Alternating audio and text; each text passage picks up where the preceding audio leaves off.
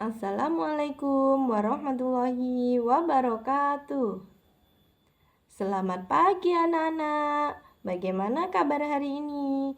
Semoga kalian sehat selalu ya dan tetap semangat untuk selalu belajar. Hari ini kita akan belajar tentang IPA, mapel ekosistem. Kira-kira ada yang tahu nggak ya apa itu ekosistem? Nah, sekarang perhatikan penjelasan materi dari ekosistem. Ekosistem adalah hubungan timbal balik antara makhluk hidup dengan lingkungannya. Jadi, dapat kita pahami bahwa pengertian ekosistem itu adalah hubungan timbal balik antara makhluk hidup dengan lingkungannya. Sebuah ekosistem itu terbentuk karena dua komponen. Komponen yang pertama yaitu komponen biotik atau dikatakan benda hidup. Komponen yang kedua adalah komponen abiotik atau benda tak hidup. Sekarang amati gambar berikut ya.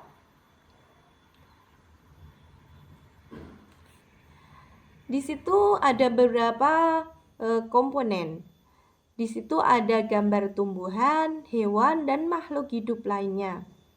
Tumbuhan, hewan, dan makhluk hidup lainnya dikatakan komponen biotik karena mereka dapat tumbuh dan berkembang. Maka dari itu mereka dikatakan sebagai biotik atau benda hidup. Sedangkan komponen yang kedua yaitu komponen abiotik. Dikatakan abiotik karena komponen itu adalah benda tak hidup. Contoh dari komponen abiotik adalah cahaya matahari, air, tanah, dan udara. Ekosistem itu dapat terbentuk karena ada komponen tersebut. Dengan adanya komponen abiotik dan biotik, sebuah ekosistem itu dapat terbentuk.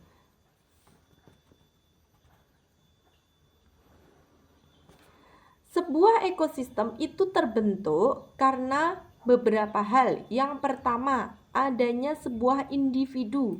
Individu itu apa? Individu itu adalah makhluk tunggal. Terus yang kedua ada populasi. Populasi adalah kumpulan individu sejenis. Sedangkan komunitas adalah kumpulan dari beberapa populasi. Dan tempat tinggal dari sebuah individu itu dinamakan habitat. Sekarang perhatikan perbedaan antara individu, populasi, dan komunitas. Di sebuah padang rumput ada seekor domba. Nah, seekor domba itu dikatakan sebagai individu. Akan tetapi, jika di sebuah padang rumput itu ada kumpulan dari beberapa domba, maka itu dinamakan sebagai populasi. Sedangkan dari komunitas itu ada beberapa kumpulan populasi. Contoh, populasi kambing yang ada di padang rumput, populasi domba, populasi sapi. Nah, kumpulan dari berbagai macam populasi itu disebut sebagai komunitas.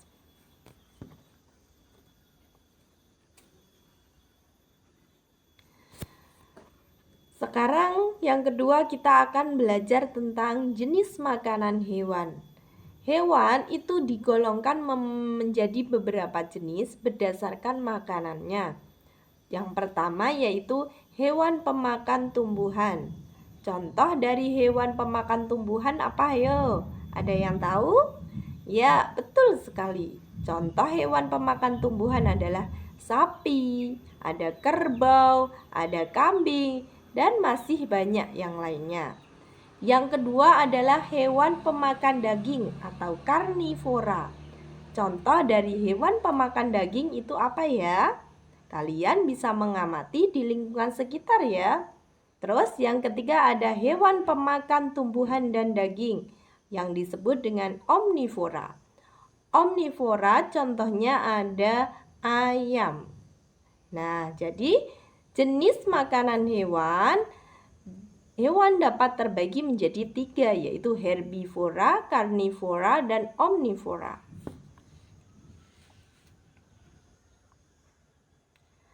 Nah, kemudian ini adalah beberapa penggolongan kelompok hewan. Ada herbivora tadi, kelompok pemakan tumbuhan, biji-bijian, dan lain sebagainya.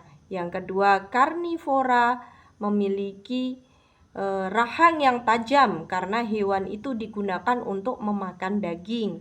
Terus yang ketiga ada omnivora. Bentuk giginya berbeda dengan gigi karnivora karena omnivora adalah hewan pemakan segala, yaitu tumbuhan dan hewan.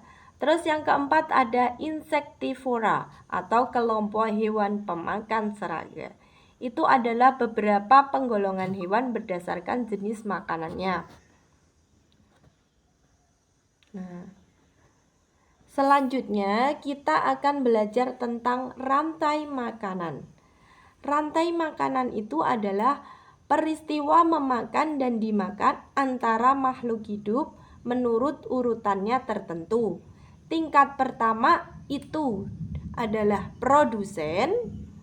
Dikatakan produsen karena tumbuhan hijau itu dapat membuat makanannya sendiri. Dan konsumen pertama itu adalah hewan pemakan tumbuhan. Konsumen kedua itu adalah hewan pemakan konsumen pertama. Dan yang ketiga adalah konsumen puncak. Di akhir konsumen puncak itu ada yang namanya pengurai. Coba perhatikan gambar rantai makanan berikut. Di situ ada urutan dari rantai makanan, yaitu proses memakan dan dimakan dimulai dari tumbuhan hijau sebagai produsen. Tumbuhan hijau dimakan oleh tikus, kemudian tikus dimakan oleh ular, ular dimakan oleh elang, elang mati menjadi dan diuraikan. Nah, itu adalah urutan dari rantai makanan. Apabila salah satu komponen mengalami kerusakan, maka akan mempengaruhi komponen yang lain. Yang kedua ada jaring-jaring makanan. Dikatakan jaring-jaring makanan karena dari berbagai kumpulan rantai makanan. Jaring-jaring makanan itu terbentuk dari beberapa hal. Yang pertama itu contohnya ada bunga sepatu. Bunga sepatu itu dimakan oleh ulat. Kemudian ulat dimakan burung pipit. Burung pipit dimakan belalang. Burung pipit juga bisa dimakan oleh elang. Kemudian belalang dimakan oleh katak. Nah, kemudian ada juga tumbuhan sawi yang dimakan oleh tikus. Kemudian tikus dimakan oleh elang. Nah, beberapa dari kumpulan jaring-jaring makanan itu dinamakan, kumpulan dari beberapa rantai makanan itu dinamakan jaring-jaring makanan. Kemudian pembelajaran yang terakhir kita akan belajar tentang simbiosis. Simbiosis itu apa?